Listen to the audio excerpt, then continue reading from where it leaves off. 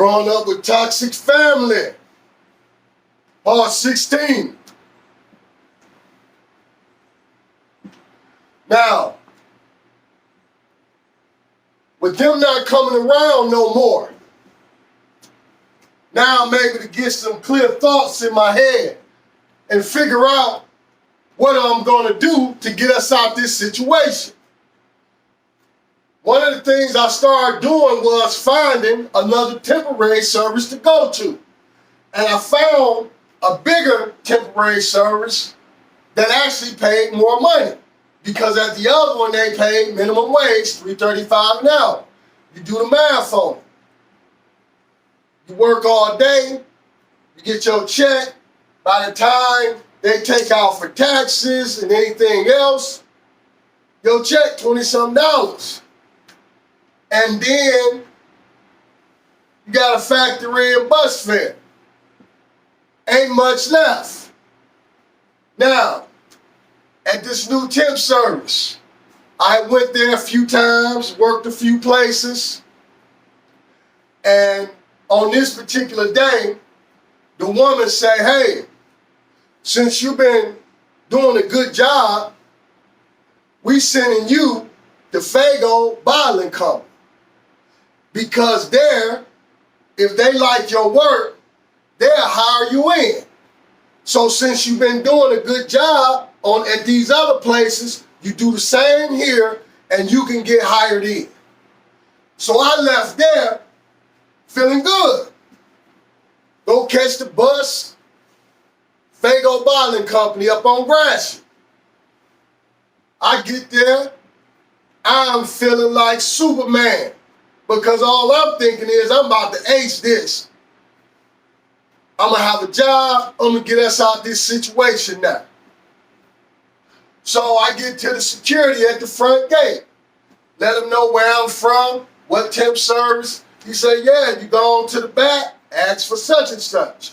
So I go, head to the back, long walk.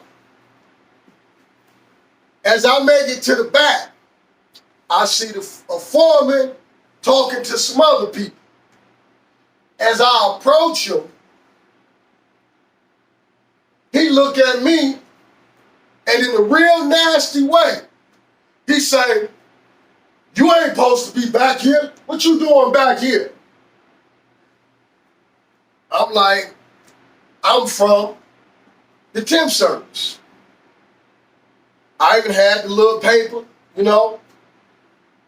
He looking at it, he like, oh no, we ain't ordered nobody from no temp service. We ain't asked for no tips. No. You ain't even supposed to be back here. And he had me escorted out the building. I walks back to the bus stop. I couldn't even understand what was going on. Because all I'm thinking, what have I done to deserve all of this? I'm trying to do the right thing and get a job, and this is what I gotta deal with. I sit at the bus stop, it's snowing, it's cold, and all I'm thinking is, man, what am I gonna do now? Because I ain't going back to the temp service. They ain't got to worry about that no more. I go back home.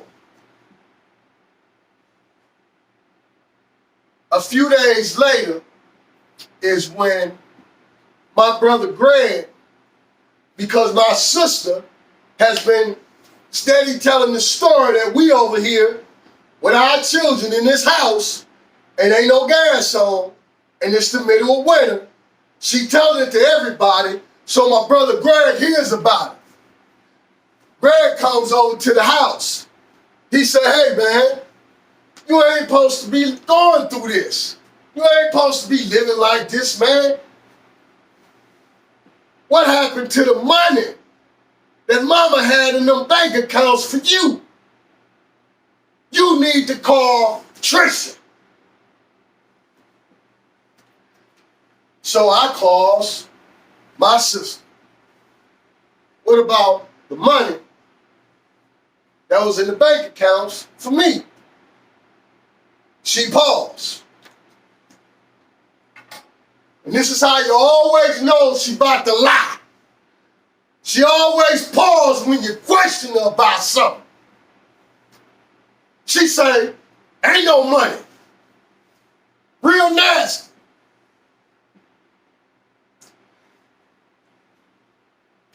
Then she say, it is one account with your name on it.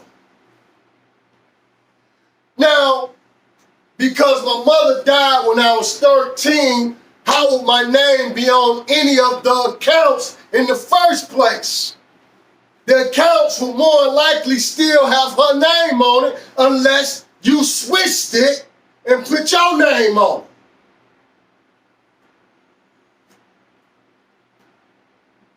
But pay attention.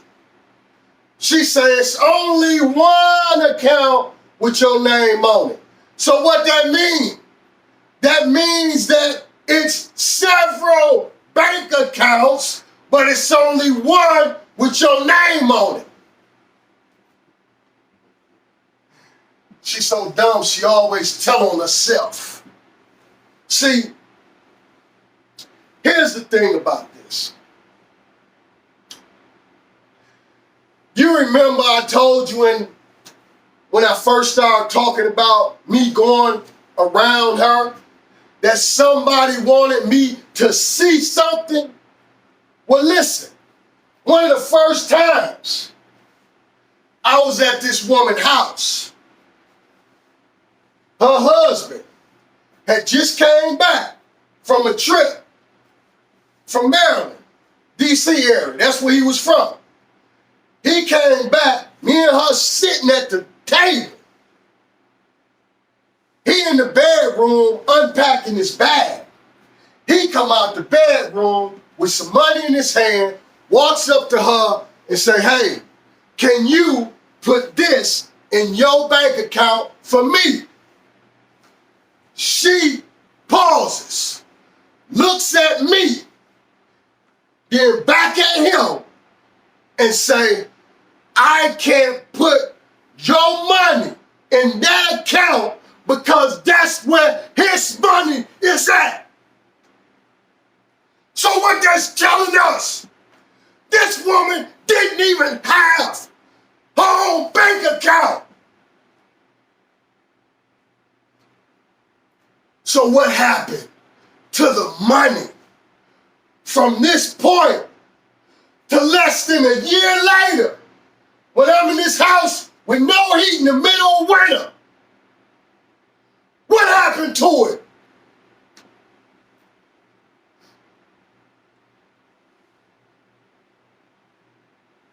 See, did they spin it all up in just a few months?